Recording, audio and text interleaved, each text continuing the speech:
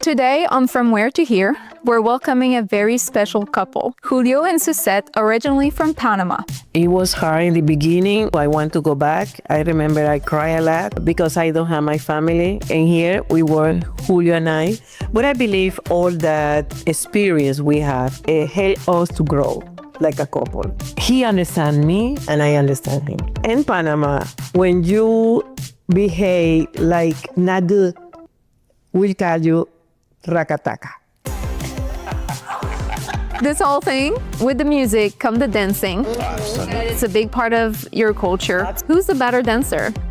Me. Yeah, hair, absolutely, yeah. When I came here, I remember one word that I know perfectly. Apple. Apple? When I came here to United States, to be honest with you, I just knew like what I learned pretty much in school, like the colors, the day of the week, the month of the years, stuff like that. But I wasn't able, to have a conversation like I'm having with you right now. Because we are here because we decided to. Sweet Home, Alabama.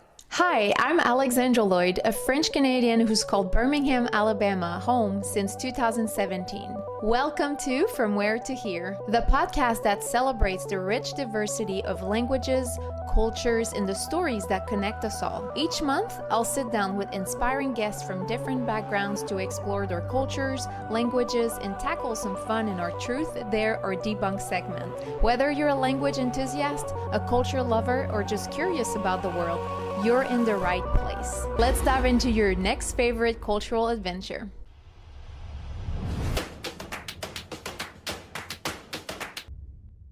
Today on From Where to Here, we're welcoming a very special couple, Julio and Suzette, originally from Panama. They've built a beautiful life together here in the US after moving 20 years ago. Their story is one of faith, resilience, and cultural pride, from running their own business for over a decade to rediscovering new passions later in life. We'll talk about what they've learned about blending cultures and how language, love, and community have shaped their story. Welcome to From Where to Here. Oh, thank you for having us. It is very special because it's the first time I have two guests at once, so it's such a treat to have you both. Wow. You are lucky girl. Yes.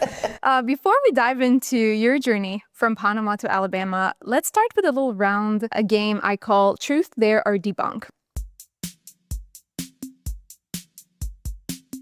Okay. You'll take turns answering, okay? And we have a bowl here, and I'll pass it to you. It's filled with cards with different colors that mean different things. Each color means something different. So the blue means truth, where you'll share a surprising cultural fact. Red means dare to teach me something in your language. Black means debunk.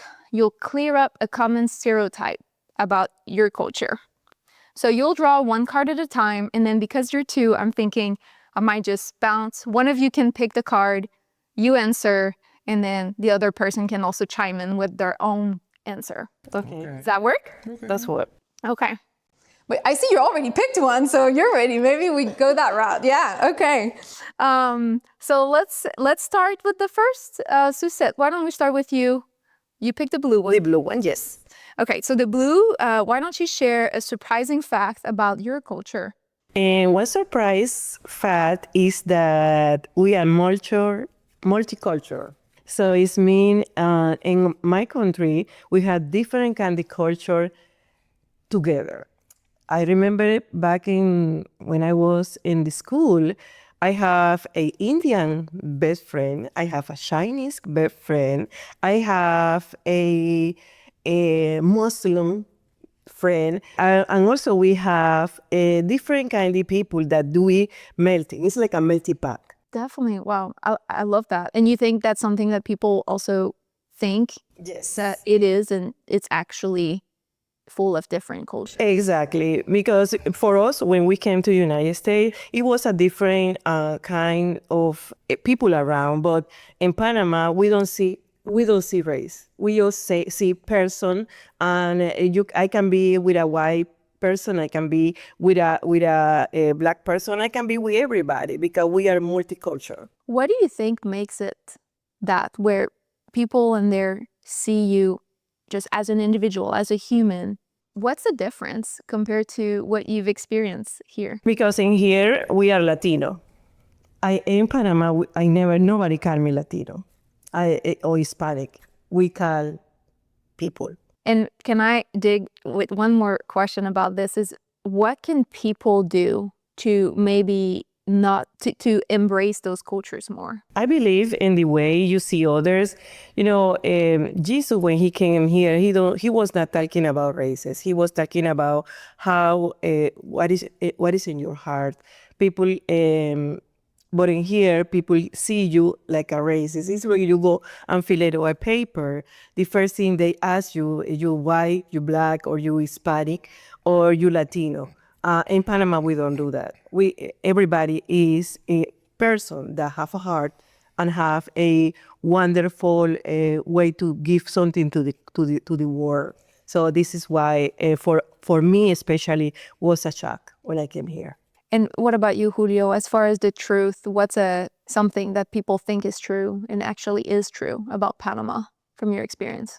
Well, I believe the same following what she's talking about is the people think about Panama like that first, like everybody speak English because we were part of United States because the construction of the Panama Canal.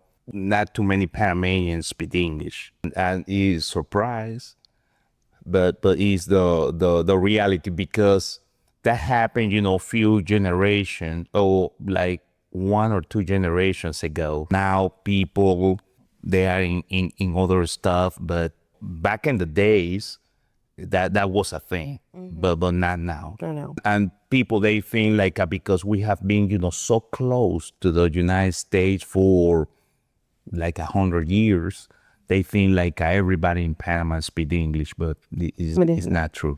In my fact, when I came here, I remember one word that I know perfectly. Apple. Apple? Why apple? Did you love apples? Not really, but I like the sound, apple. I remember when I just started learning, it was like, oh my God, the English is more than apple. So you didn't know any words in No. English? No, I don't. Yeah, me. I used to have some neighbors in my hometown that they were older people back when I was in the 70s. That I was a little child. That they were immigrants from Jamaica or Barbados or those islands, or they came to Panama to build the Panama Canal, and they were speaking in English, and I used to have some kind of communication with them. When I came here to the United States, to be honest with you, I just knew like what I learned pretty much in school, like the colors, the day of the week, the month of the years, stuff like that. But I wasn't able, to have a conversation like I'm having with you right now. Yeah. And we study English in Panama, but I want to make clear, in my case, I study English just to pass. Because I really never in my mind, I was thinking I will come to United. I will live in some place that they speak English. Yeah. It was just part of the curriculum. Exactly. I got to go to it, and then I just pass, and I have my A. Bye. Yeah. It also wasn't giving you the tools to get out in the world. And let me tell you, I don't know if I can say something, but my dad, because my family in my dad's side, they came from Colombia to Panama. They even though Panama was part of Colombia back in the days, but even when Panama was a country, my grandfather, he came from the Valle del Cauca.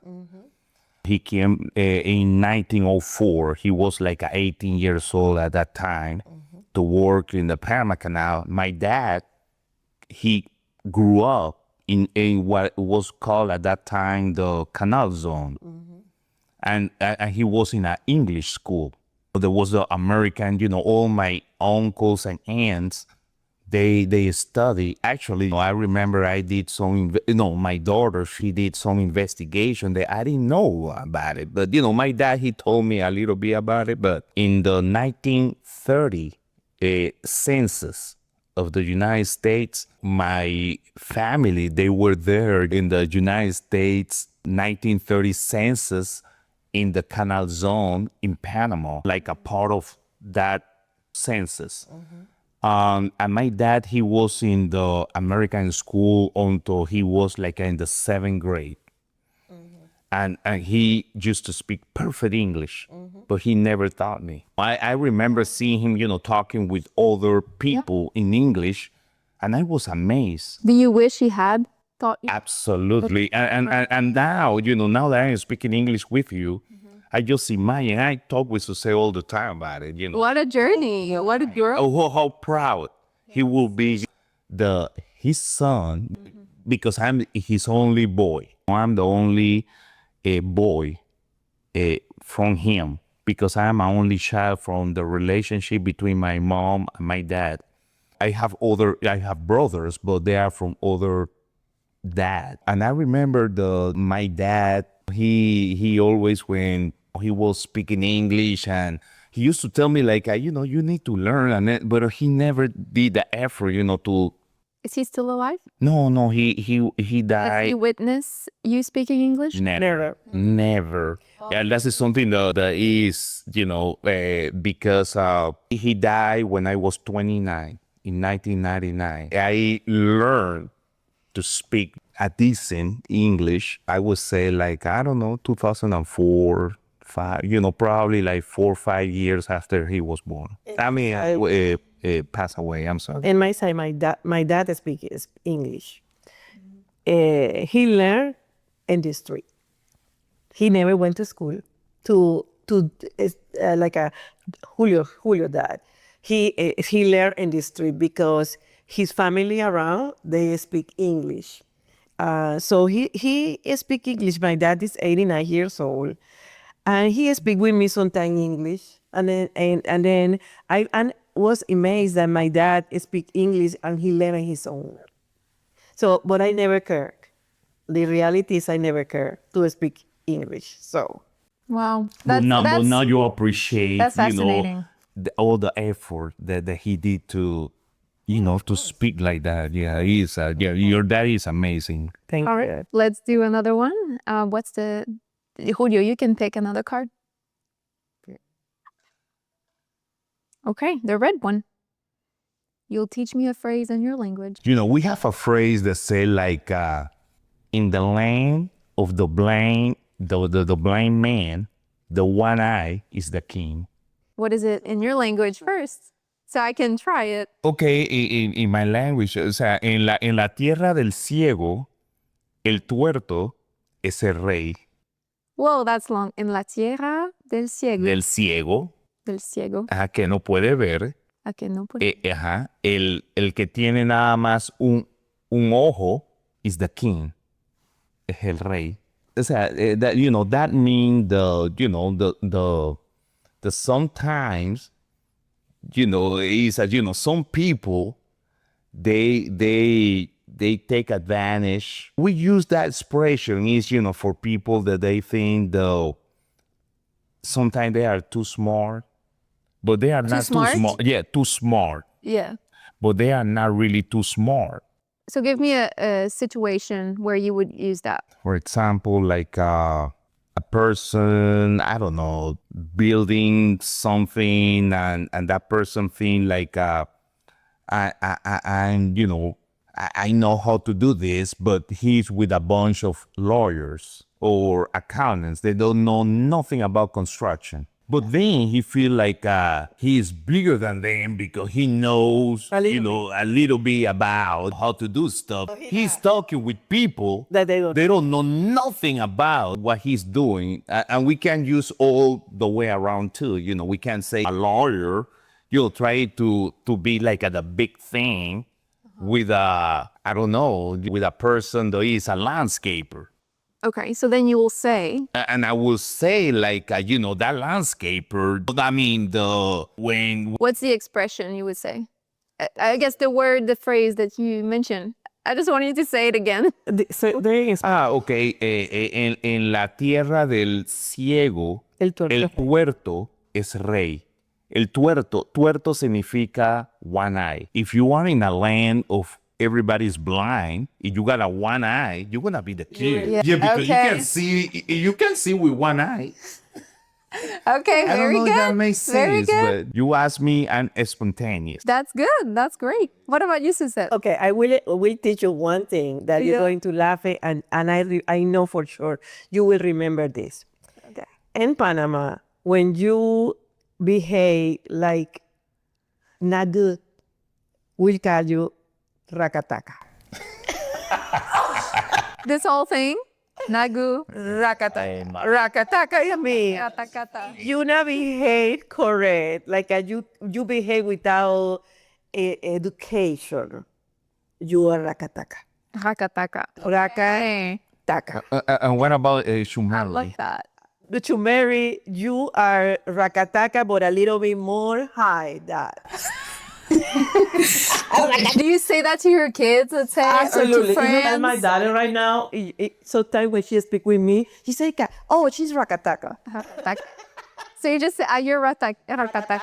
Exactly. Maybe I start saying that to my husband. Say, you are rakataka. Oh my God, it's rakataka. It's mean. It's like you not behave correctly, like a culture. It's like a educated. You're not educated. You're not doing the stuff you should do. What's a situation of your daughter that you would say that to her? Okay, when she scream and she scream and she out breath like this, and I say, Diana, you behave like rakataka. Okay, got it. You behave. And also, and also rakataka is like if I'm here and I get out right now and I say, I take possession of this place and I don't know how to control myself to be, I invitee in your house.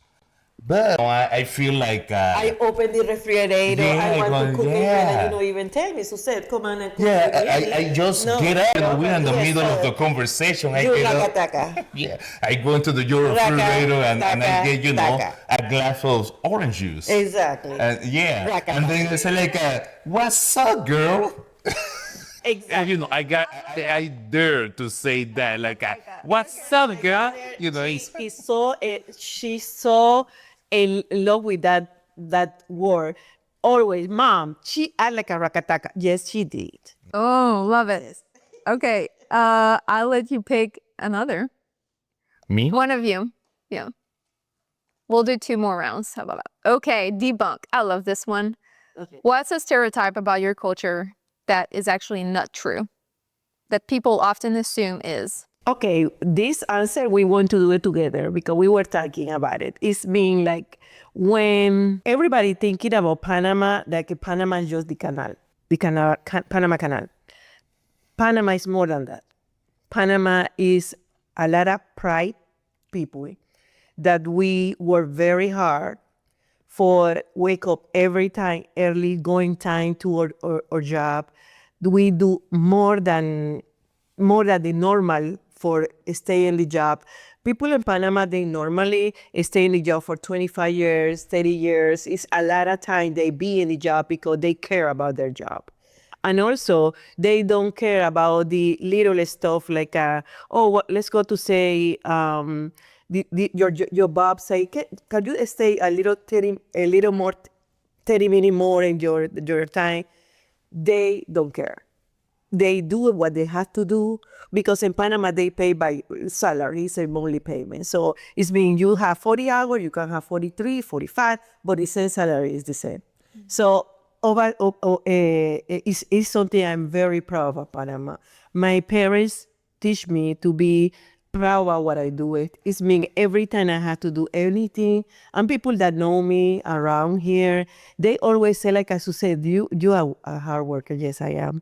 And every time I had to do anything, I always do the best for me. I always thinking about it, what I want to do, because I want to feel proud about me, and I want my family feel proud for me too. So I never want to disappoint them. So this is Panama culture. Love that.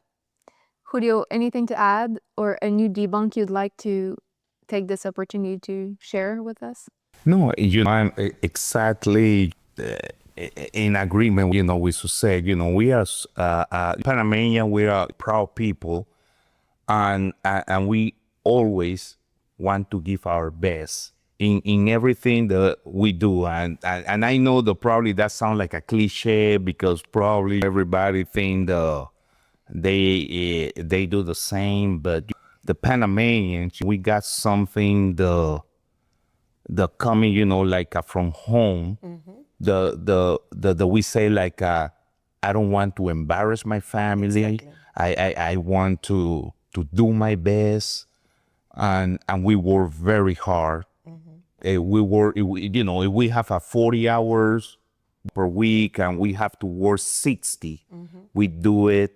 We don't complain. We are, we do what we need to do because we remember where we came from, Absolutely. and that is something the most of us, of course, we got people with money and very successful in Panama, but most of the population, we are middle class and stuff, and our middle class is not like the United States middle class. Probably what we call in Panama middle class will be like a lower middle class to poor. Exactly. I don't know if that makes sense. That is what we are, and we work very hard to try to better ourselves off. That's very admirable. Yeah, and Thanks for sharing that. that is what we do. Julio, one more card. I'll let you, the final pick here for you and Susette to tell us more about the Panamanian culture. He's not even move. Okay. Nana is me. Okay, move. Okay. You see? Oh my To God. keep each other accountable. Like blue, it is a truth. No, yes, a truth. Okay. Something people assume is true and it actually true about Panama. People, this is gonna be very probably if a Panamanian see this, they don't gonna be too happy about it. But so many people think everybody dance and I remember seeing in my country a few people with two legs, two left legs. And more now because the young The generation. newer generation. Oh my God, they are. Because I don't know, probably we're gonna get about that after a few minutes, but I remember our parents always they were concerned how to dance and especially salsa because you have to have a special rhythm in salsa because you have to have a couple. You are not by yourself. But now you got all this like reggaeton stuff though. You do your thing, I do my thing. We don't have to, you are in your rhythm, I in my rhythm. But, people think like the Panamanians, they All hurry. all got rhythm. They But don't. it's the older ones. But, The older ones, we know to that. What is it due to? Do you think there's less passing along to the next generation? you are exactly right. That is you say it perfectly. That is exactly what it is. Did you teach it to your daughter? We did. We tried hard. We did it. We tried hard, but she. But let me tell you. Oh my God. Yeah, let me tell you what she. You can teach me. I'd love. Yeah, they're like that. My daughter don't have that spirit. She wanted to be American, and I love that. But when she was in the age to learn, she was a little bit embarrassed to be, Hispanic. I imagine because not because in the school that she was in Vestavia High School, or Vestavia in middle school and everything. It wasn't the cool thing to do back then. Exactly. It's a phase. Yeah, you know, it's like I imagine when she was with her classmate, they were listening, I don't know, Taylor Swift or whatever they were listening, or Bad Direction, you know, or whatever. Oh, no, One Direction. One Direction. I'm sorry, you know, I say, Sure. you know, now. So not so much the Hispanic songs and Yeah, and I'm sorry, you know, sometimes, you know, I'm Hispanic, I make mistakes when I speak, but, you know, One Direction, you know, One Direction or those don't require you to have a rhythm between couples. Exactly. yeah, between Because it's easy to dance Alone. alone. You do your thing, I do my thing. But when you and I, we have to have the same rhythm. That is a That require other stuff. And one more question about this, and that's gonna wrap this segment. When it comes to dancing with a partner, is this always the man that should be leading? Yes. Absolutely. When it's a dancing, it's like I'm the man. You know, I have to take care of her, and you know, that's it. This is just the dance. It's the Yes, dance. I have to take care of her, and I want her, and it's not control. It's like let's do this together, but please, you know, just follow me. Let me lead. Let me lead. That's great. Well, that wraps up the Truth There, our debunk segment. Thanks for playing along. I know you listen to From Where to Here because you're not into surface level travel. You want the story, not just the sights. But let's be honest, breaking the language barrier can be intimidating. That's why I created the 5 phrases that unlock any culture. These are 5 simple phrases designed to pass small talk into real conversations from almost anywhere in the world. Don't just be a tourist, be a connector. You can grab it at fromwheretohearpod.com/5phrases. That's your shortcut to unlocking real conversations. Now, let's start at the beginning. Tell us about life in Panama before you moved to the US. We were in college together in the same classroom. And I remember this day, the we were waiting. It was like between classes, and I was talking or whatever in the group. For some reason, I say something, call her attention. We start to talk and whatever. And at that time, that was in 1990 in Panama, was, I would say, around March, April 1990. One of her aunt, you know, her mom's sister was in the hospital. And she, I don't know why, but out of the blue, she told me like, hey, can you come, you know, with me to the hospital, you know, to visit my aunt, and then we can. I said, yeah, of course. I went with her to the hospital to meet her aunt that was, I don't know, having a surgery or something. Because now we're talking about like a 30 something years. Yeah. 35. Yeah, 35 years ago. I keep the numbers. Yeah, 35 years ago. And we were there and everything. But for some reason after that, we started to do more stuff. And we became, you know, boy and girlfriend. You know, and that was in 1990, like September 20th. I remember. You see, 35 years ago. At college together. We are graduated for the accountant.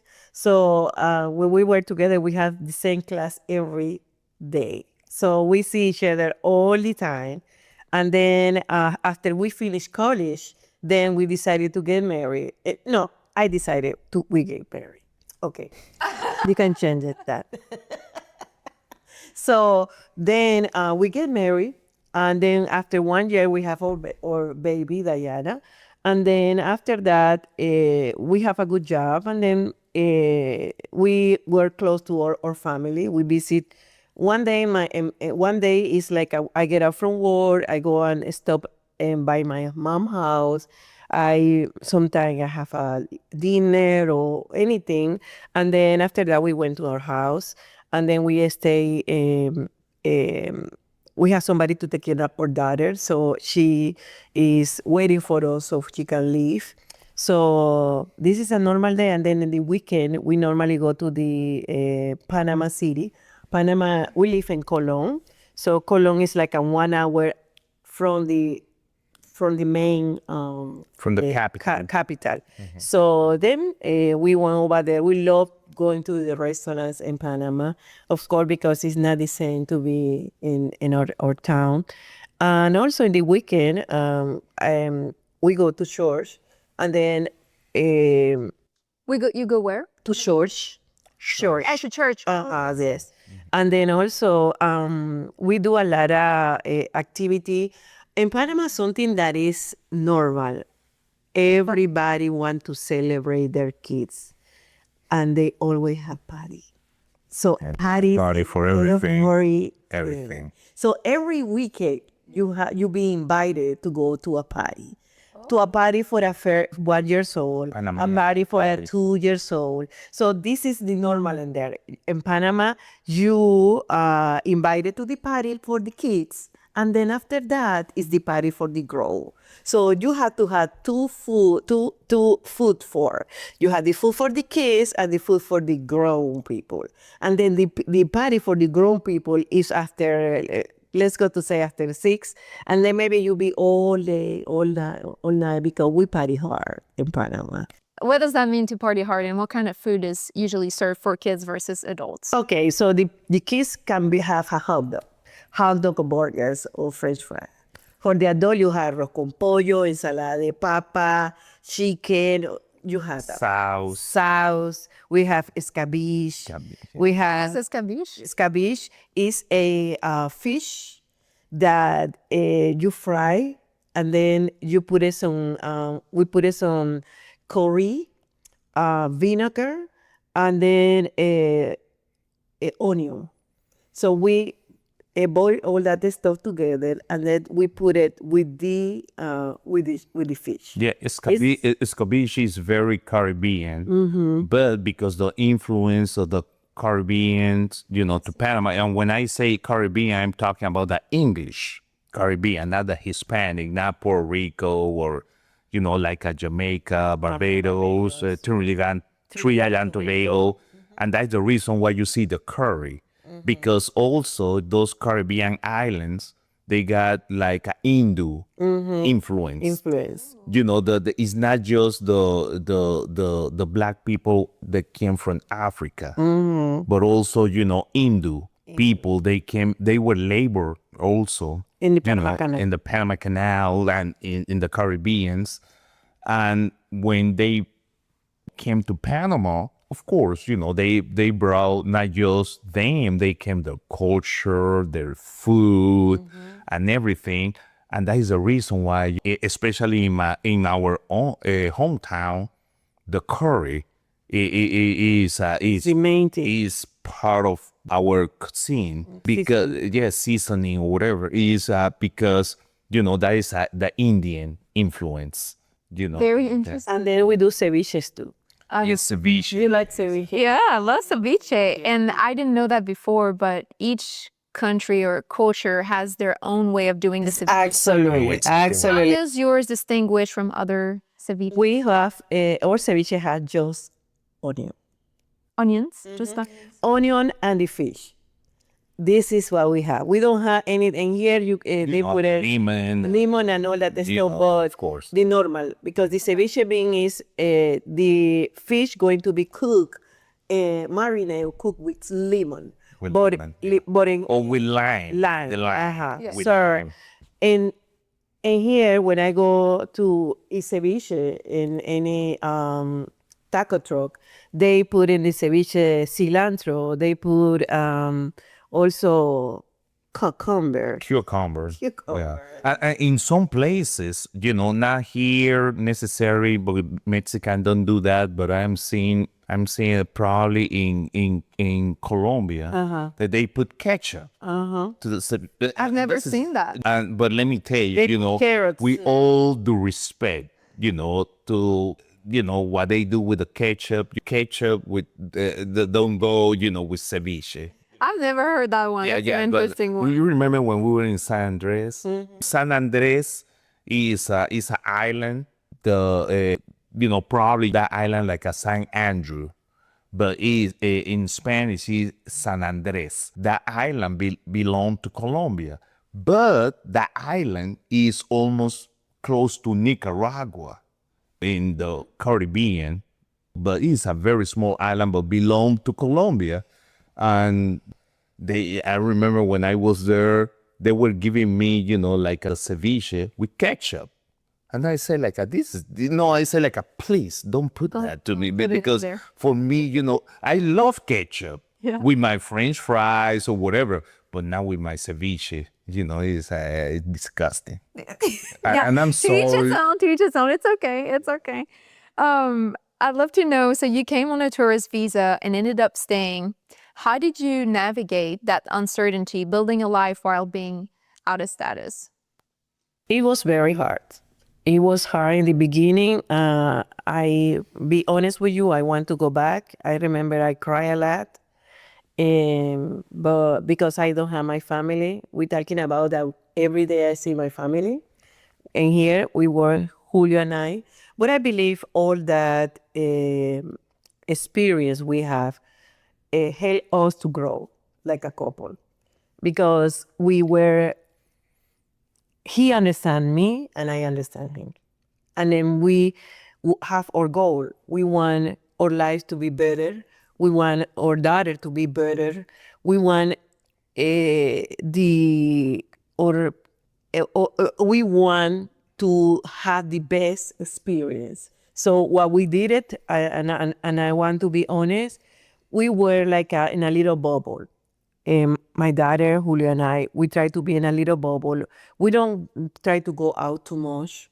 We try to have everything in the house that we can have, so we don't have to be outside, be exposed to situations that we don't want to be in. And this is for us, I believe, was the best way to do. And especially because we want our daughter to live normal life. So of course, we go out, like we go and take her to Chuck E. Cheese. She loves Chuck E. Cheese. What is Chuck E. Cheese, Chuck E. the restaurant. The restaurant, and for the kids that play. And we go into some parties. We celebrate Diana party with a lot of people. But in the same way, we in that moment, we don't go to a bars. We make our own life to be a happy moment. Our house always have be furniture, full furniture, and be beautiful, because we want every time we come and came to the home, we feel we have a home. So I believe that was the key for our success in United States. So it's not like I don't want people to thinking that we was everything happy, but because we have a lot of moments of sadness, especially for me when we decided to speak English. For me, was devastated because I had to learn another language, forced to learn another language. So when I decided, In what ways were you forced? because we decided to don't be exposed inside to the house. We don't watch TV in Spanish, and then we're going to shore in English. We do everything, or the people around us.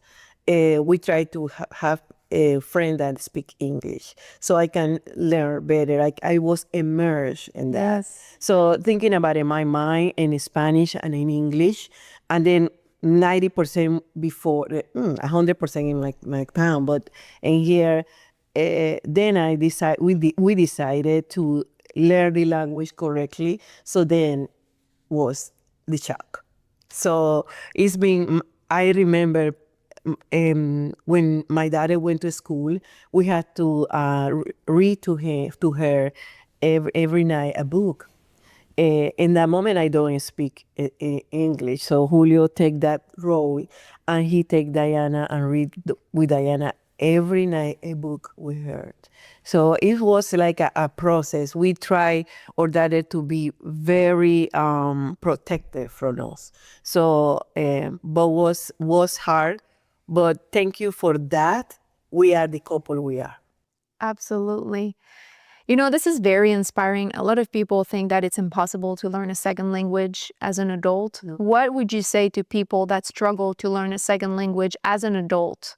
What has been key for you to pick up on the language so well? Okay, and with my case, just accept that you're in a country that speak another language. Don't impose your language, your first language in others. It's mean for me is this is the United States of America. They speak English. Everything in here is labeled in English. So just immerse in that. Accept it with kindness. We are in the United States. You know, it's for me was a struggle because I want to go back to my country. I don't want to accept that. So that was a hard thing to do for you at first. Yes. When the moment I accept that I'm not going to go back, then I learning. And then the other stuff is like when I had to take my daughter to the doctor. I remember the first year I had to have interpreter, and then in the school too. But then I say, what am my daughter going to look at me if I always I have an interpreter?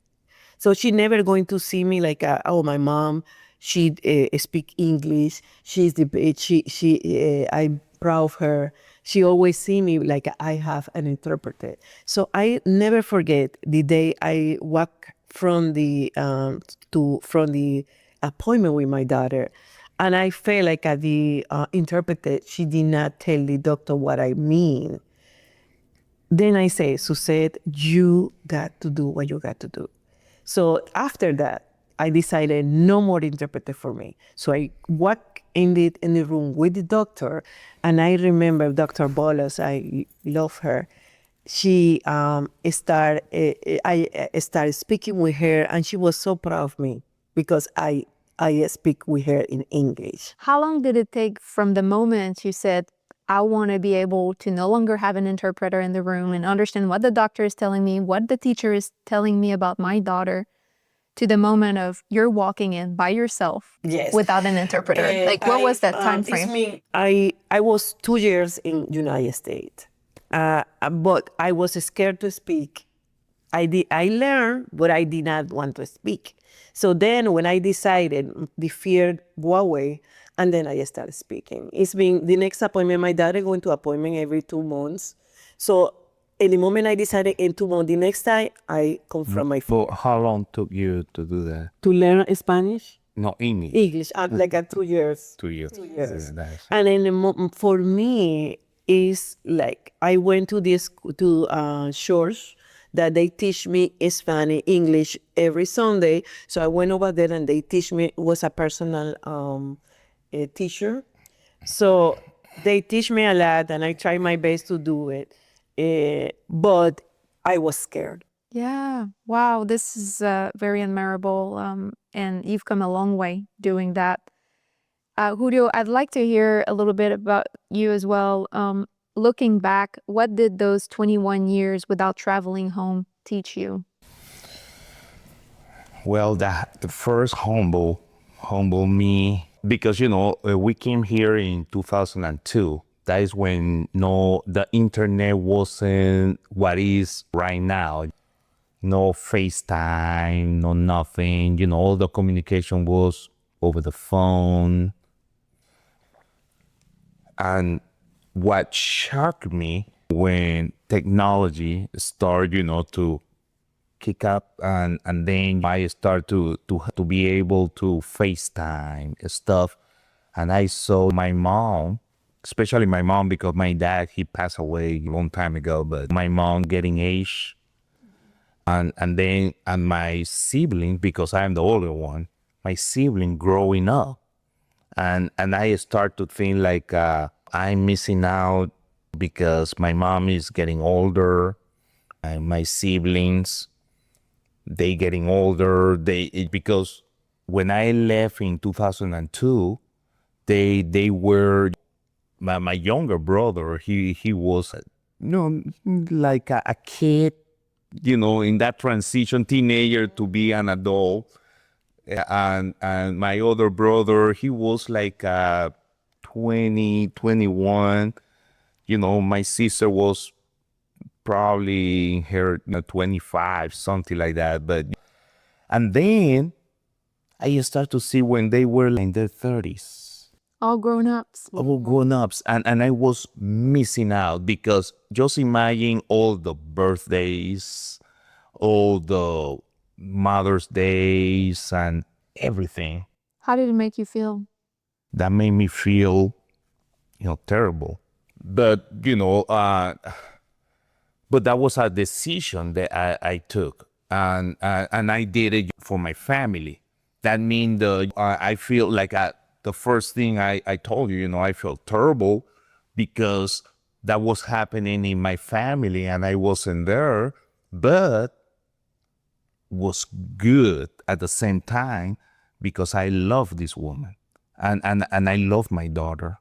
And I knew that I was doing something. I was a man. I transitioned from that boy from Panama to a man.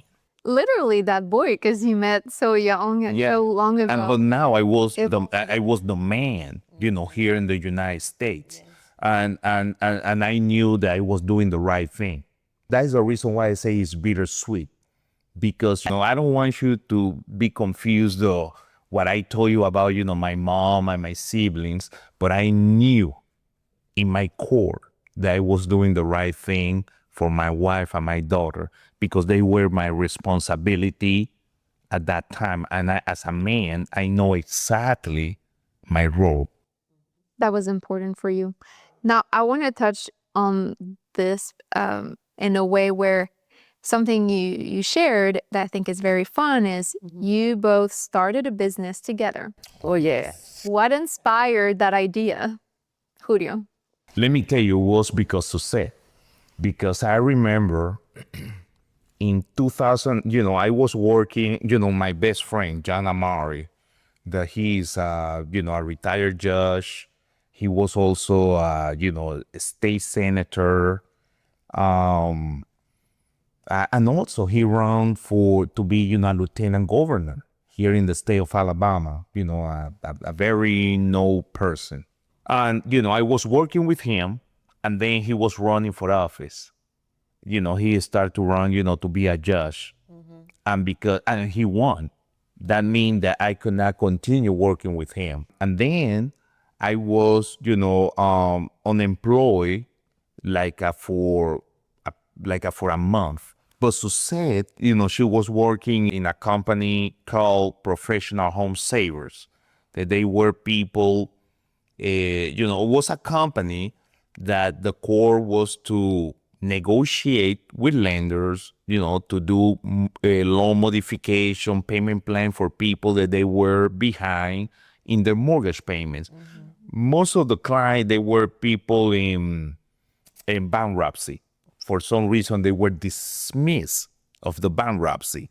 And when you are dismissed of the bankruptcy, all the creditors, they're going to come back to you to collect their money. And they were freaking out. Most of the time, the biggest debt in when you are in bankruptcy is your mortgage. That is the biggest one. You can have a car, but you can lose a car, but you don't want to lose your house. At that time, it wasn't easy for me to apply for a job. And then Suzette, I remember that I told her, do you think you can help me out? And she did. She helped me out. She talked with her people at that time, and they put me in to work because Suzette was working, with Puerto Rican people in Spanish. But because at that moment, they realized that I was bilingual, they said hey, we can use this guy, in both worlds. So was it that job that sparked the idea of starting a business together? Absolutely. Because, I was working with her Yes. in the same company.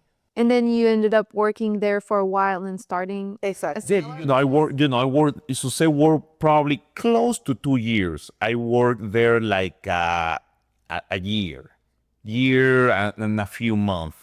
But I was talking to her immediately when we were working, and I don't know, to be honest with you, at that time, I want, because this is a very important part of this.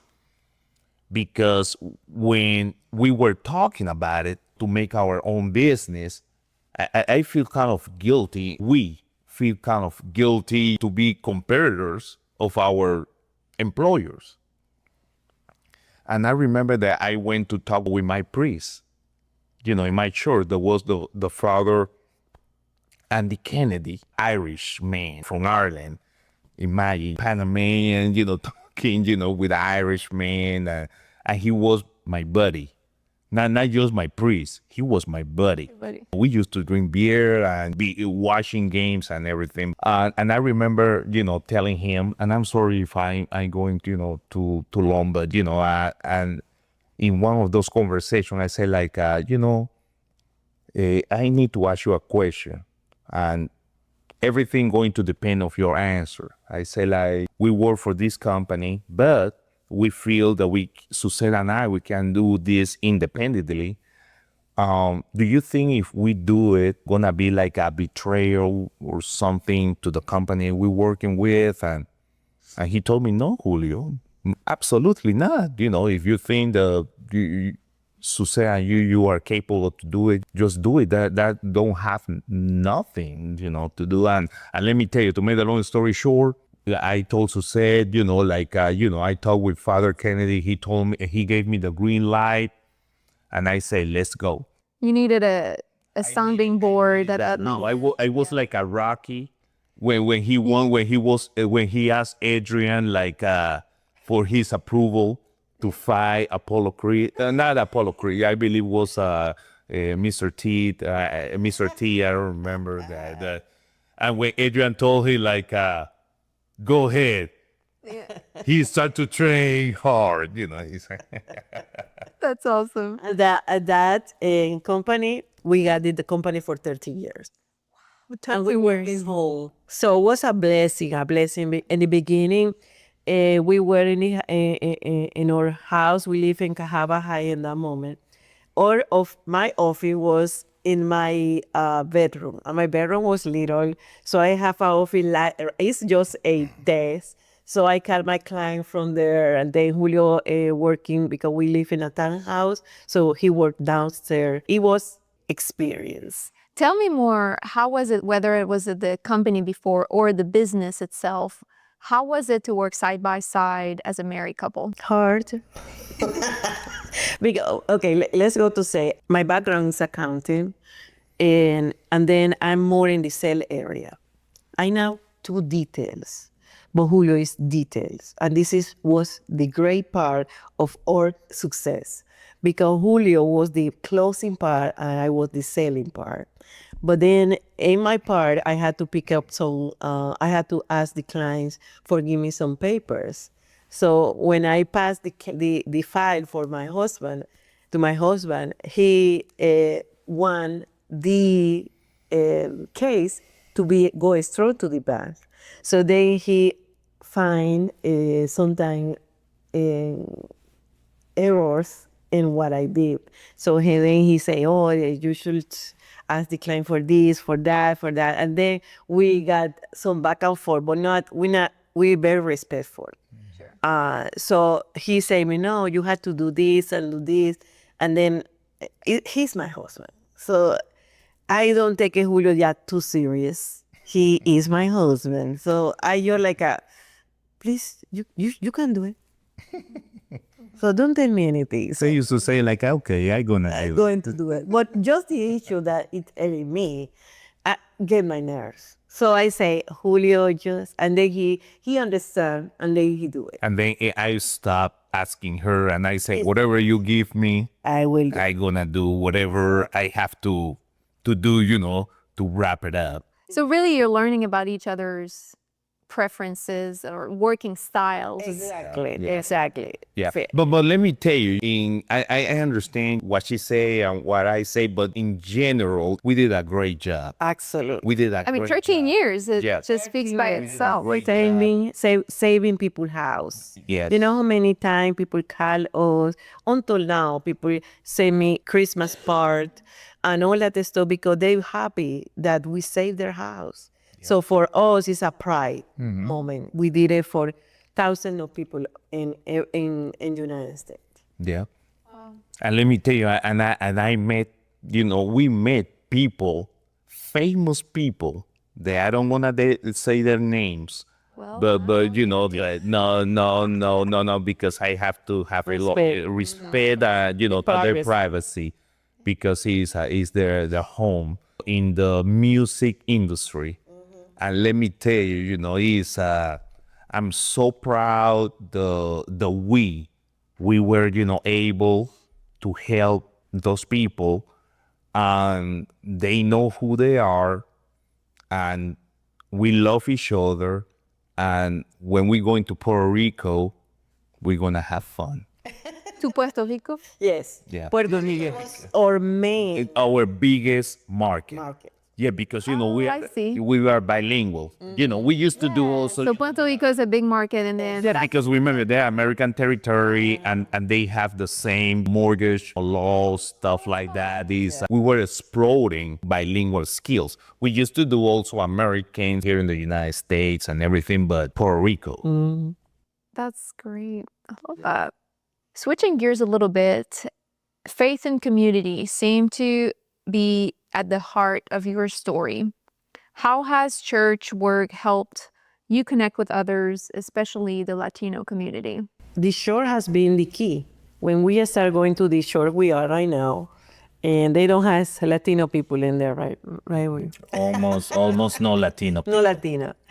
And I remember I was looking around and say, oh my God. But our commitment was to be in an full English shores to learn the language.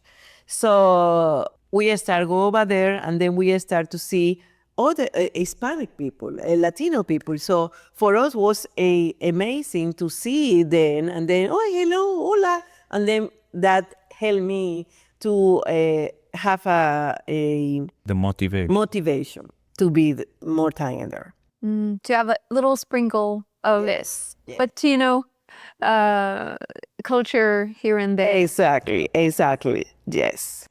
And what was it that was the most fulfilling part of leading the Latino ministries at St. Mark? Okay, for me, I started that ministry last year, and it has been the most happy moment for me in my life. I started, we have a Latino group before, but we don't do too much. That group is a little like a meet one day and another one. But then the person that was in charge, she decided to don't do anymore. And then the group decided to put me in charge. They nominated you. They nominate me. And then I say, oh my God, because I'm Panamanian.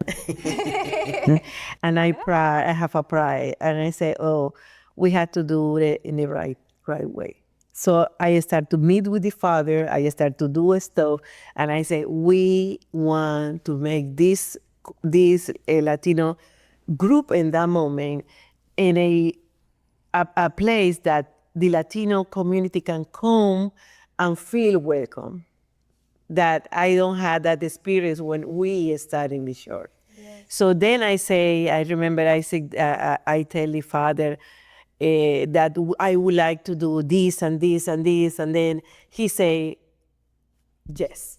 So we start to grow the Latino ministry, Latino group in that moment, and then the father say, you're not going to be any Latino group, you're going to be a ministry. So then after that, the father for the first time, he decided he wanted to do a bilingual mass in the day of the Our Lady of Guadalupe. So it's in December 12th. Mm-hmm. So that was our star in the shores. And one of your biggest achievement. My biggest achievement is that the Latino, a lot of Latino coming now. And then now they had the opportunity to be in a group that speaks Spanish. And it's, for me, I feel so proud. It's a full, how do you say, like a full turn moment? Or because you were there Yes. like years ago, and then you're helping lead the way on how. I think because, and I'm sorry for interrupt you, but it's like now there are Hispanic in that area that they feel comfortable to be part of the church. Because remember, our church is in Grayston. It's a high class, place, Brook Highland, Grayston. And then a regular Hispanic, sometimes probably with language barriers, stuff like that, can feel a little bit uncomfortable. But when he or her see there is a Hispanic group in that church, say like, oh my gosh, let me try. It's representation. What else do you do that is helping them? Oh, we have now a Bible study for the first time ever in the shore in Spanish. And also, we met every the second Thursday of the month with Sister Emma. And Sister Emma is a Spanish a sister. And in that moment, we do the rosary, we eat, she teach us a lot of stuff. So every Hispanic, they want to go that day to meet Sister Emma. And it has been an experience. So also, let me tell you what we do. We cook for the teenagers. They have a meeting every Sunday, I believe at 5 o'clock. So I decided to cook for them one day of the month. So I do Panameña food. My other friends do Mexican.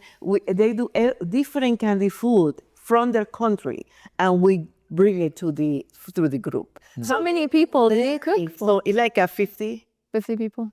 50 people. That's a lot. So it's like every member, they cooking is 12 people in the year, because it's one day. So it's been like hey, I want to cook Cuban food. It has been a beautiful experience, and the teenagers, they are happy because they see another kind of food that they ever see it. Because like my Panamanian food, they don't sell it here. So for them to see this food, for them it's like a blow their mind. And then the Mexican food is not the traditional like you go into the restaurant. No, the Mexican food is from somebody homemade. From their house, yeah. Yeah, it's another level. Exactly. Yeah. And then we also help in San Mark, we have a Wednesday nightlife that they do like a Bible study, and they have a dinner before they start. So we help in the dinner also to serve the people, so they see us a lot. So it's a lot of activity we have. So it has been like oh my God. Right now we have a winter drive. That they donate new clothes to us, and then we're going to give that clothes to La Casita in Homewood. This is an organization for Hispanic people that we're going to donate all that clothes to them. So it's really close now. It can be socks, it can be glove, scarf, and how you call this? The Pants, blankets. blankets. Yes. So We'll make sure to add the link in the show notes if people want to make a donation. Absolutely. To the church directly or even to the nonprofit. The Feast of Our Lady of Guadalupe, we have a dinner after that. Everybody had to reserve before they go because we want to know how many people go. So in there we have we're going to put music, mariachi, and all that stuff, and we do the flowers of halfway. So it's oh my God. And now I was asking for a assistance. Okay, it's getting too big. Getting too big, and then it's a lot because it's a lot of necessity in the Hispanic community. It's like you want somebody, you want to go and ask somebody for pray for you. And this is the spiritual necessity. That's what I'm talking about. It's like you have a group that day you feel sad because you miss your family. We can have a chat, and then you can say, please pray for me, and we all together pray for you, for that encourage. And this is what we have right now. For me, it has been a wonderful experience, and I delight that the Father has been a support to us, and he always looking for something new for helping. That's beautiful. I love how everyone is supporting each other, and then you're in a place where it's your turn to give back. Exactly. And it's what me perfect because right now it's my husband and I. When my daughter left, so I had the time to do that. So before Empty nest. empty Empty nester. Empty nester. What's the best part of being empty nesters? You really want to know? That's it. No, we going to the home and it's empty. Spicy. It's nothing in there. Spicy, empty. What other words come to mind? That going like, no. No, we are free. We are free. Let us do like that. Panama is known for its mix of cultures. Julio, you mentioned it a little earlier. How does that diversity show up in your traditions? Food, music, or celebrations? It's everything because I'm coming from Colón. Colón is a city in Panama. It's actually the second more important city in the country. It's in the Atlantic side of Panama, the we call the Caribbean Sea. But it's the Atlantic Ocean. Because of that, we got so much influence from the Caribbean. Like I told you before, because the Panama Canal, the Spaniard colony, and all that stuff, we have different cuisine than the rest of the country. We are more based coconut stuff because all that Caribbean stuff. It's like, for example, in the rest of the country, they're gonna make a rice. In Colón, we made the same rice, but with coconut to give another flavor, and also with the spicy stuff like the hot sauce. In the rest of the country, they use another hot sauce, but we use the Caribbean hot sauce that is with the Scotch bonnet. What is it? It's That's Scotch. a type of pepper? Yeah, it is like the habanero, but it's called a Scotch bonnet. Scotch, you can look it up. It's like the Scotch, from Scotland, but bonnet, like the bonnet the woman used in their head. And that is a kind of pepper, but it's just grew up, it's coming from the English Caribbean countries like in Jamaica, San Martin, and let me tell you, that pepper is so delicious. That is amazing, and that gives our cuisine in Colón, where we come from, an amazing flavor to every food, and then we cook different than the rest of the country, and that is a thing now to promote our city. You are from Canada. If I have to make a comparison, it's like will be like a Montreal. Montreal, no, I imagine because you are French. In that country, you got food, you got custom, you got stuff that they are different than the rest of the country.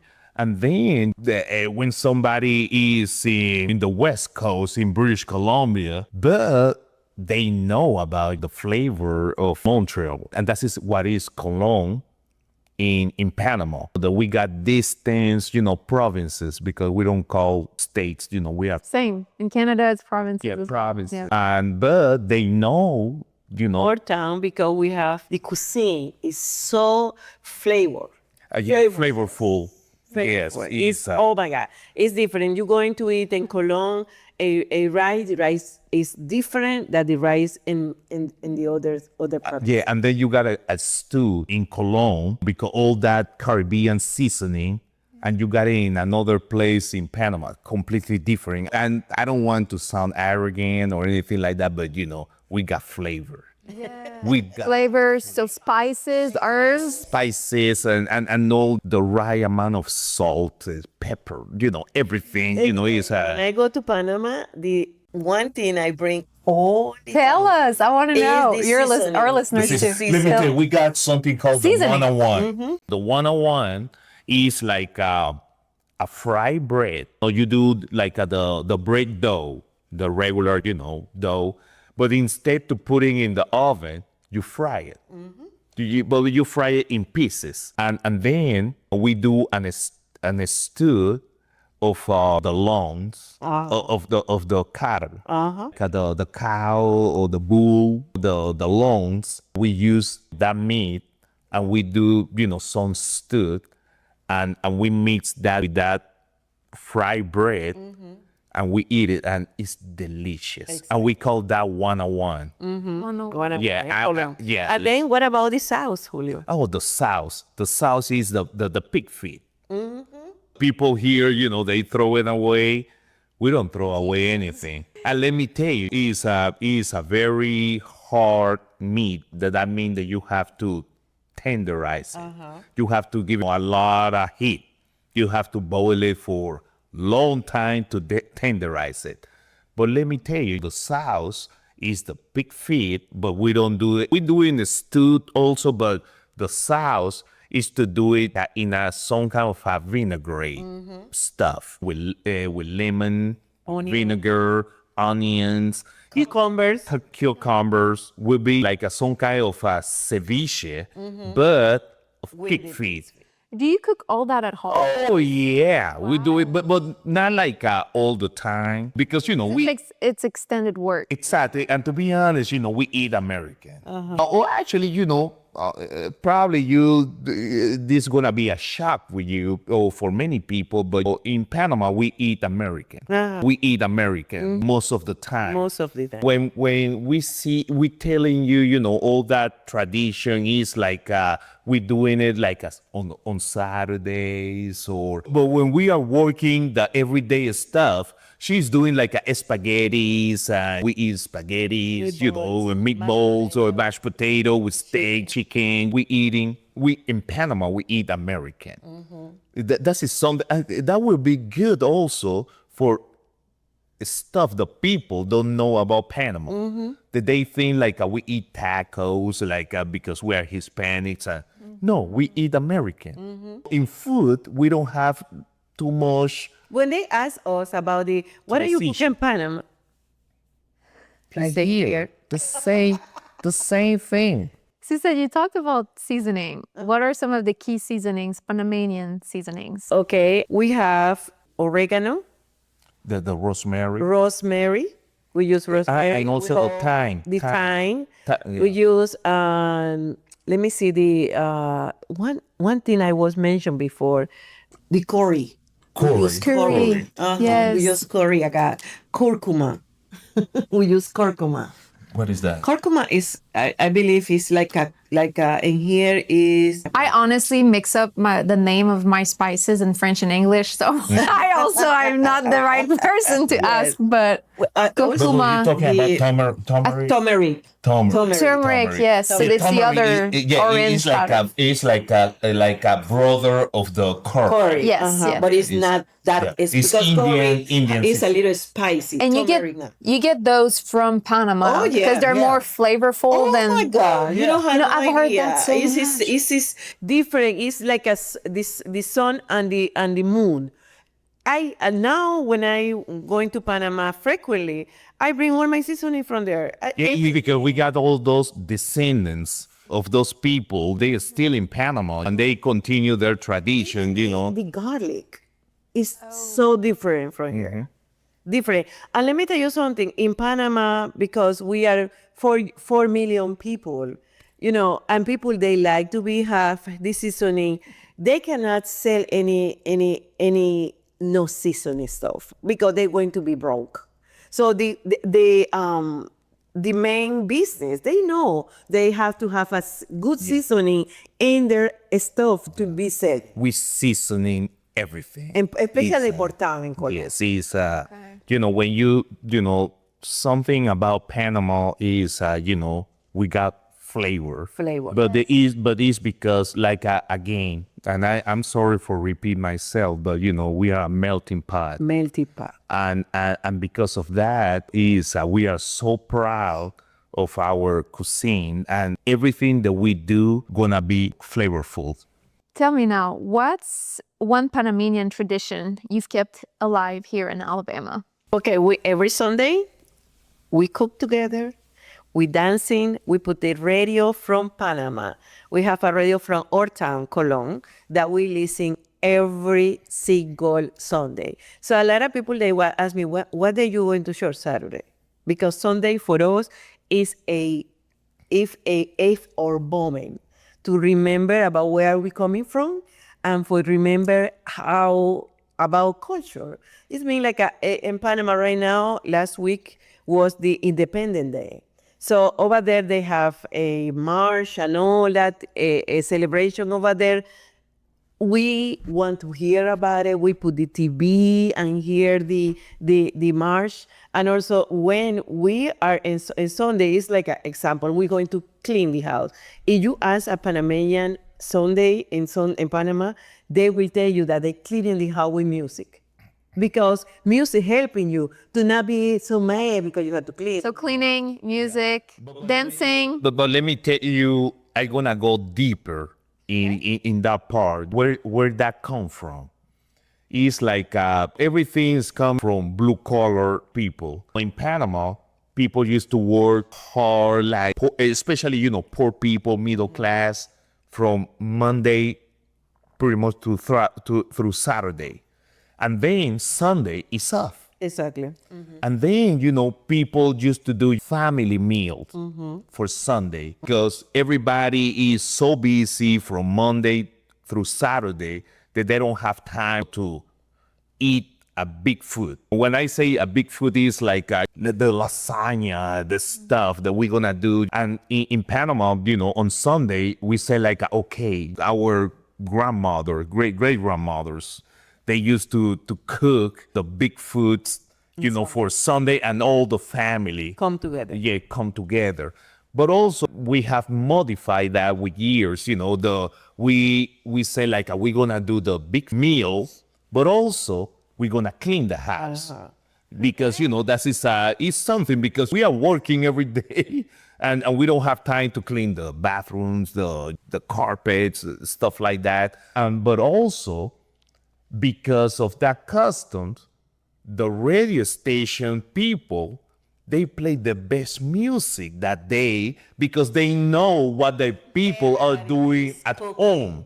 And they want people doing those stuff at home, listen them play the music. And everything is like the perfect storm, And Julio have a tradition. And Julio called it radio station.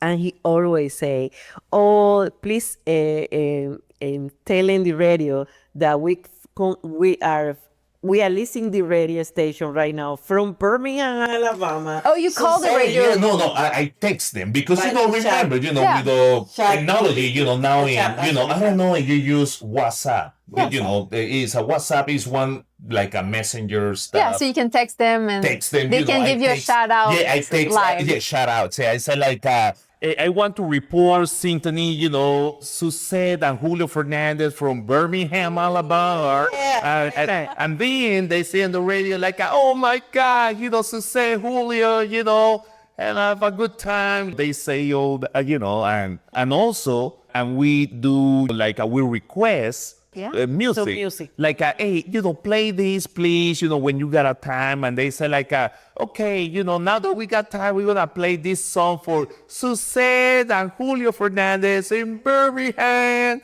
Alabama. And let me tell you, and we start to dance. Dancing every time. So we're doing more now because before when my daddy wasn't home, she don't know about that. She don't know about salsa. We put it in there and then always she say like, oh, it's the music, oh, it is saying na na na na na na na. And I say we try to be respectful, but now we Emptiness. We are emptiness. What is the channel for the radio? We have FM, but in the one though, high stereo. high stereo is You go on the internet. it's in the internet. It's in the internet. And okay. Yeah, I don't have to dial like the old fashioned stuff. That is the reason why I don't remember. But I believe a hot stereo is 102.3 FM in Panama. We can add those in the show notes too if people are interested to. Yes. Well, Sundays sound so much fun at your house. You can come with your husband if you want. One day and we have fun. But that day, it's you don't gonna look me like this. I'm gonna be in shorts, like Casual. Casual. I'm gonna be, like yeah. Because working. Yeah. And then with the music come the dancing. Absolutely. That is a big part of your culture. Absolutely. Salsa, merengue, reggaeton, Bachata. bachata. Not really reggaeton. Not less reggaeton. Yeah, because remember we are older. Okay. Who's the better dancer? Me. Her, absolutely, yeah. Love that. I think you agree. That's good. Yeah. Julio, did your mom's rule about knowing how to dance stick with you? Absolutely. She was the one that was like her mission in life to make every one of her kids, and that is in our hometown. You were the only boy too. Yes, but that's with my dad, because I'm an only child of the relationship between my dad and my mom. I'm the only boy of my dad. But with my mom, I got two more brothers and a sister. And that is I grew up with them. My mom, she was for her was very important that we were dancers, that we know how to dance, because for her was like something about pride, and also like I don't want any one of my kids to embarrass me. Be in a party, in a celebration or whatever. In Panama, we call, to have two left legs. So that means that you can dance. You can. That is I don't know if that makes sense in English, but to have both of my legs are left. I don't have right. That means, like I'm doing something that, and I remember that she used to, that was like her mission in life. Her mission. I'm telling you, she used to put me, like, in I'm sorry, in. We won't be able to hear you. I'm sorry. Yeah, it's okay. It's I'm okay. sorry. Or if you can describe it. Yeah, in her feet, I'm sorry. You'll step on her feet. In her feet. And she will move her. And then, she was, like telling me how I have to do it. That's when I was little. And then, I was growing, and she said, like, you need to perfect it. And she used to, and then I was heavier. But she no, but you have to do this, and you have to do that. And then she used to say, like, just copy me. And I say, like, I was at that time, but let me tell you, I was at that time so angry, like, what the hell she's doing? But let me tell you, that helped me in life, because now I can dance, I can do stuff, but everything is because that woman, she took the time, and she said, like, you don't understand me now, but you're going to understand me in the future. But in my case, my dad teach me to dance. My dad, he sure did it in the same way. And her mom teach him that I had to be in his step, And then he danced with me. And I remember Sunday, it was Sunday. He put the music loud and then he started dancing with me. And he teach me. My dad teach me and my mom too. And let me tell you, in Susette's case, her dad, he used to have a lot of technology because he used to work in a company. They used to be distributor of a brand called Sanyo. I don't know if you remember, but that was a Japanese brand. But they used to do all the music stuff, the equipment. At that time, we used to call what is like a 3-in-1. There was like to play your records, to put your cassette, And then radio. and also the radio was like a 3-in-1. And let me tell you, they used to have all the technology in the 80s, 70s and 80s. They were like superior than other people because her dad used to work in that company. I just want to put that she was in advantage. Was it typical for your parents growing up to dance in the living room? Absolutely, all the time. I grow like that every Sunday. Every Sunday, my dad. If we're not going to my grandparents' house, my grandmother, she lived in front of the beach. So always Sunday, my dad, he want to fish because my dad loved to fish.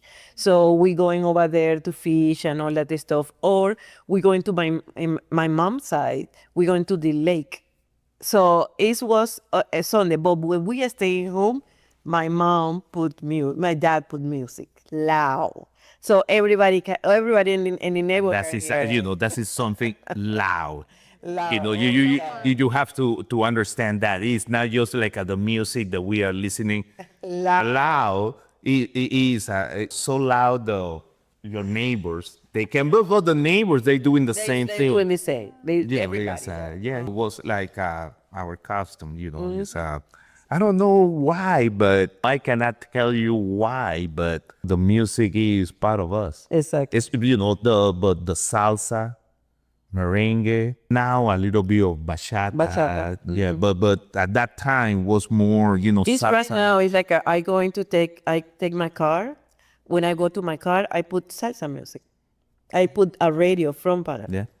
That's the reason why, Panamanians, we identify a lot with the Hispanic, but like from Puerto Rico. And also, Dominican Republic.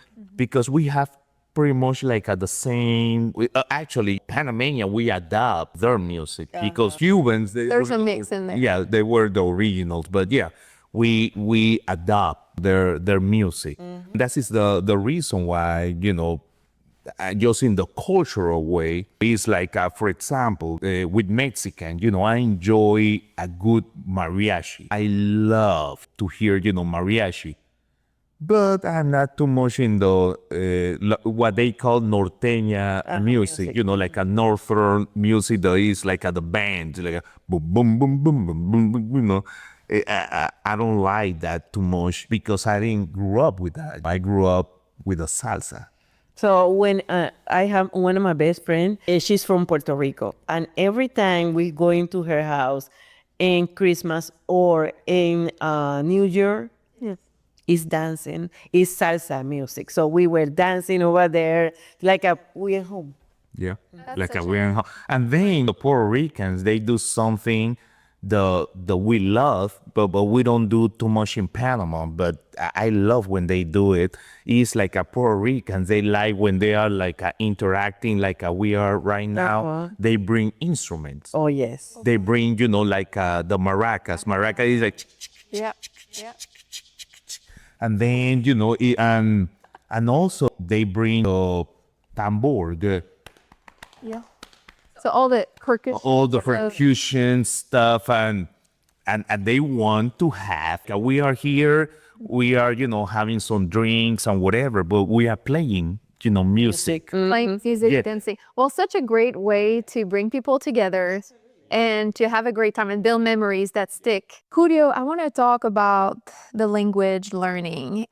You've spoken passionately about learning English before, in not just to survive, but to thrive. And I think you both are just great example of taking the challenge of learning a language you've never mastered before, and then being able to speak it and work in that language and live in it.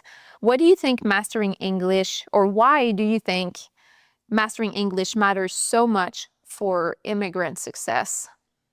Yes, you say it perfectly. I believe, though, in order to be successful here in the United States or in any other country, you have to learn the language properly in order to be successful.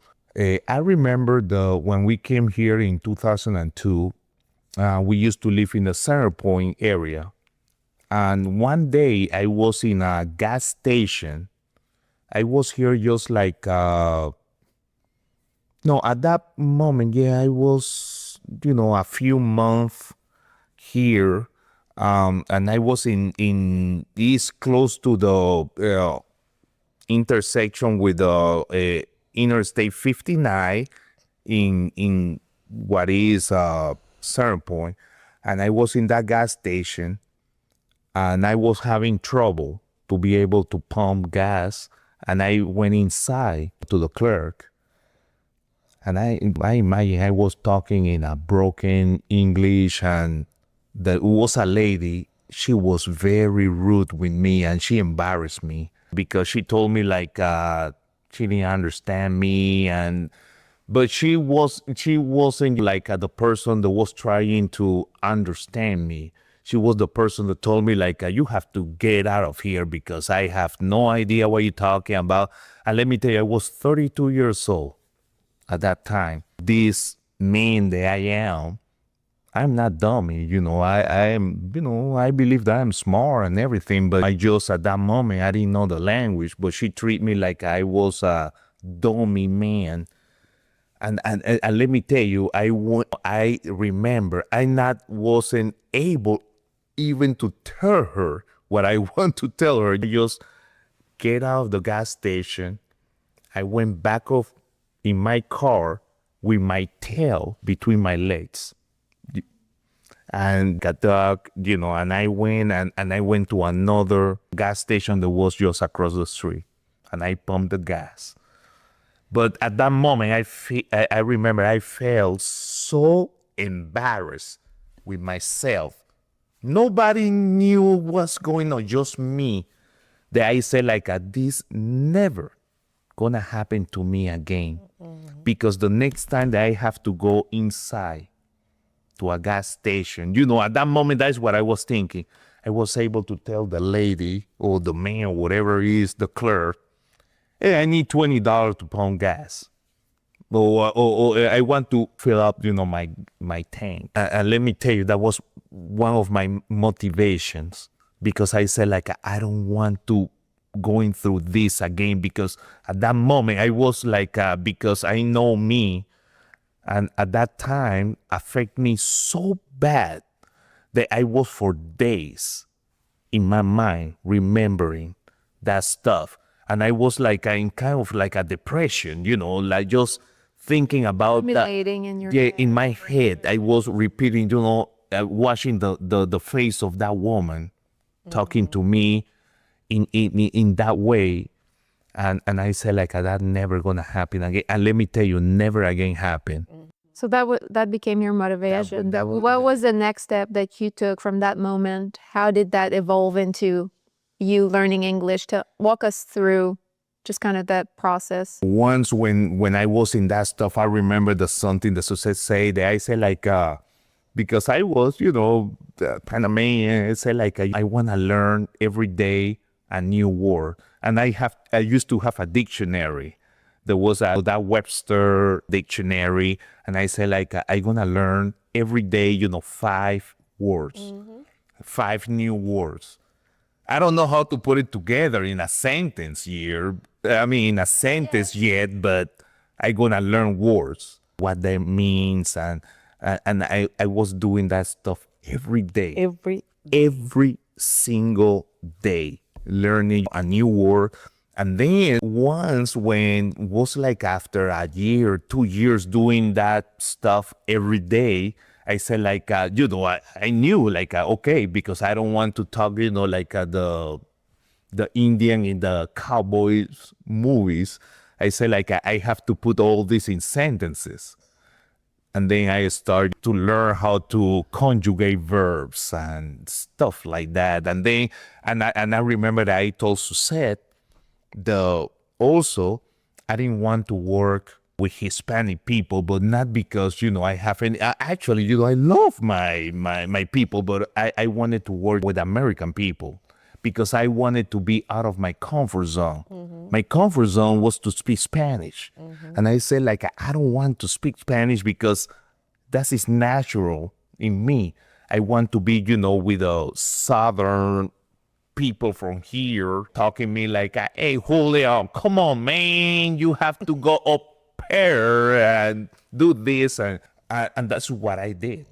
My first job was in a fireplace company, working in a small family business, fireplace stuff. People from here, from Alabama, Southern people, and let me tell you, they embraced me. And I remember at the beginning, I was having a hard time to understand them because they got this country, Southern accent. But little by little, I worked for them like 6 years. I learned. And let me tell you, that was, my introduction, to Alabama. You started saying, hey, y'all. And let me tell you, and how I realized that I was learning the language, I started to dream in English. I was sleeping and I was in my dreams. I was speaking in English because now I knew, I got new friends, new people. I wasn't just talking in English with people in Panama. I was talking in English with my friends here. I was dreaming about, for example, with you. I was talking in English with you. I was talking with Ronnie, with Rodney, the people that, and I say like, when I used to wake up, I say that, oh my gosh, I was speaking English in my dream. How fun. Did he ever wake you up dreaming in English? I don't remember. Well, he been telling me like I dreaming in English. I say good for you. I know in that area yet. How was this experience for you of learning English? Was it a similar journey for you, or? No, it was that because my first job I was a waiter in Golden Corral. Golden Corral is a restaurant, and only kitchen was Spanish. So I cannot practice the English that well over there. So, and then remember what I say about in the beginning, I was fighting with myself to learning. I saw Julio that he was, oh my God, he can communicate it and he can do all that stuff. But in the same way, I felt frustrated. I felt like, oh my God, I'm 32 years old and I have to learn another language. It was frustrating. But then when I decided to do it, then I learned it. But then when we are, because I work in Golden Corral for 7 years, Julio 6 and 7, and then when we start to work together in the hustle, we speak Spanish. So then Julio continued to have friends that speak English.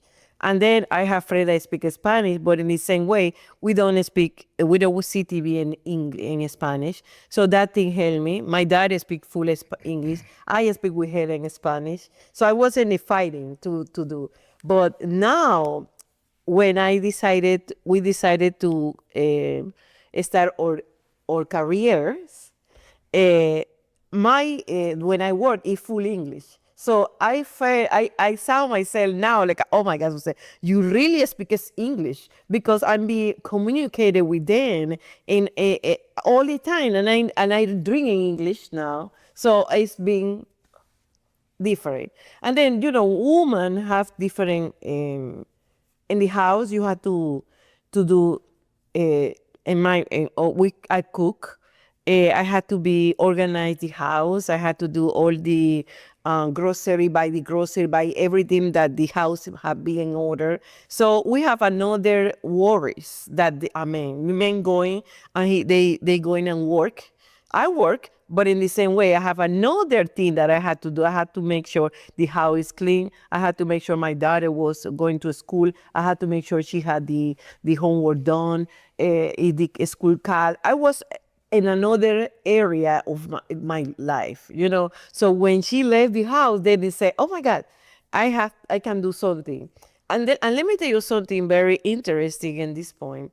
So I was a I study accounting. So I remember I take accounting because my mom said, "Oh, you go take accounting, it's easy, you have a job." So I did that. And I say, but I never was passionate about it, but I was pride. I always study and I try to pass the school. So for me, it was like, okay, but then now with my job, I discovered that I really like accounting. So I like when you give me you say, Suzette, please do a P&L or balance sheet. I love it. I love it. That is something I discovered now. Because when I was in Panama, it was not my thing. It's like, okay, I'm an accountant, but it's not like, but now I love to do it. So I discovered myself in all these 23 years we here. I discovered myself in different stuff. So for me now, I know I speak English. I laugh it, but it's the truth. When I go to my country, when my family around, we went to a place that they speak English, I can interpret it for them. Or if we can see a video, I can tell them, oh, this is what they say. So I feel proud of myself in that, in the English. But I'm not that obsessed about it. Is I can speak Spanish, even I speak Spanish, like is I call AT&T, and they say, one for English and two for Spanish. I going to put it. Yeah, okay. I don't do that. What do you do? I do English. You do English? English. To challenge yourself? I always want to be out of my comfort zone. You know, I'm a little bit like that in the sense that I would do that in Spanish. I had to call Amazon, I think, or something of service. I was like, oh, let's try it. And the person on the phone was so kind. She was like, oh, because I told her ahead of time that I picked that for learning the language. And she was like, oh yeah, I'm happy to keep going in Spanish if you want, because I think at some point I was looking for my words. And just so kind. I think sometimes people don't realize you're just trying to immerse yourself. Exactly. And if they know, unless they are in a hurry or something, I find that they will take the time. In the beginning, I used to be like that. I used to, to tell them hey, I want you to know English. English is my second language. I don't know how to speak well, but I want to, to try. And they used to be very, when I used to do that introduction, they were very welcome, with me, and they used to help me, but I used to do that, to challenge, myself. In my case, when they, I say, I want to speak, do you have an interpreter or you have somebody to speak in Spanish? This is what I say. And they say no. I say, don't worry about it. I speak English. And I imagine they But sometimes you want to just get your task done. Absolutely. And you don't want to have to bother speaking about yourself. The other stuff I'm thinking about that the Hispanic people have jobs. Because if we start to not speak Spanish, That's very they important. don't need it. So they're going to not looking for. Yeah. So this is what I always try to do in Spanish. Building this. I'm selfish. I'm sorry. I'm sorry. You're studying law at 55. Not everyone would be, you talked about being willing to get out of your comfort zone. This is another thing you're doing to get out of your comfort zone. What made you decide to go back to school? Let me tell you, was the Mori family, they are almost everybody is an attorney. And my best friend was, the head of the family. But, his son he gave me, a proposal to say somehow. And he told me like, you can work a part-time with me and I'm gonna pay you we agree, the payment and everything. And then he told me, he was the one, he told me, you know what, you can do this and use this, to go to law school. Mm-hmm. And when he told me, it's the same school that he graduated. And when he told me that, I say like, and I remember his dad, I don't know, I never got that conversation with him. I don't know if that coming from a conversation that him with his dad, that he's my friend. But to make the long story short, he offered me that. And I said like, okay, let's do it. And he's paying me that money. It's like a scholarship. Mm-hmm. That I don't have to take any money from my household, stuff. No loans. No loans, no nothing.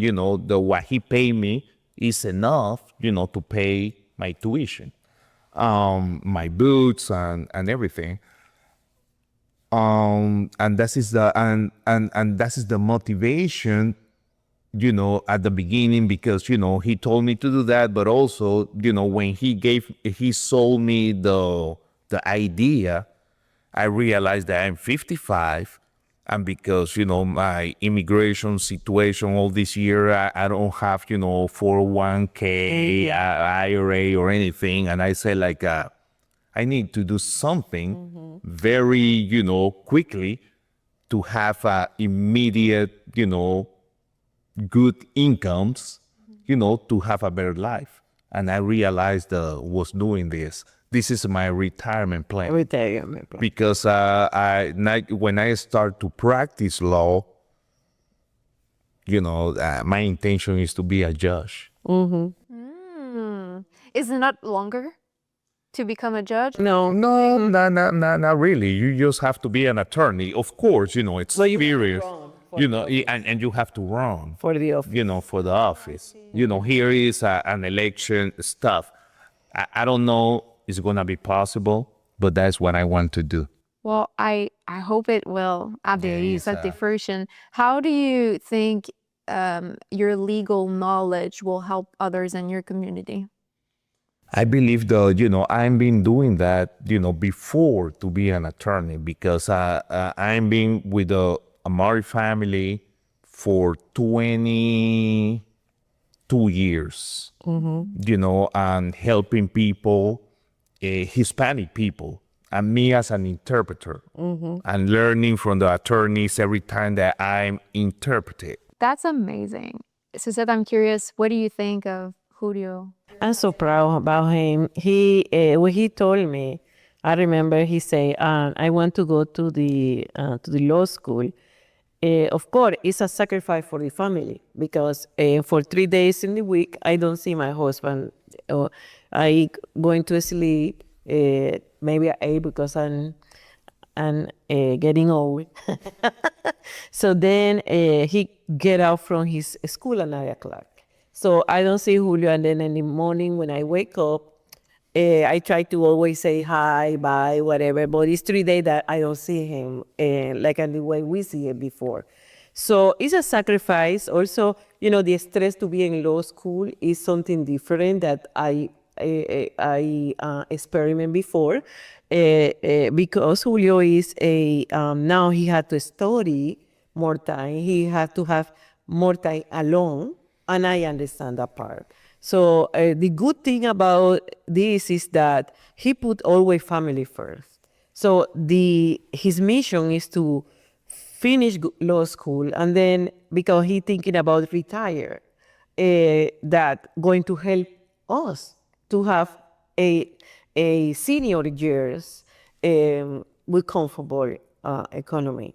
So for me, I am so proud, and I told Julio that I'd be supporting 100%, 200%, 300%. So whatever he need, and he know that he tell me I cannot do this, and this is why before we go into every party, but now I represented the family. So I go into the parties, and I told people like, oh, my husband, he knows the story right now, so he not be he had to emerge in his school.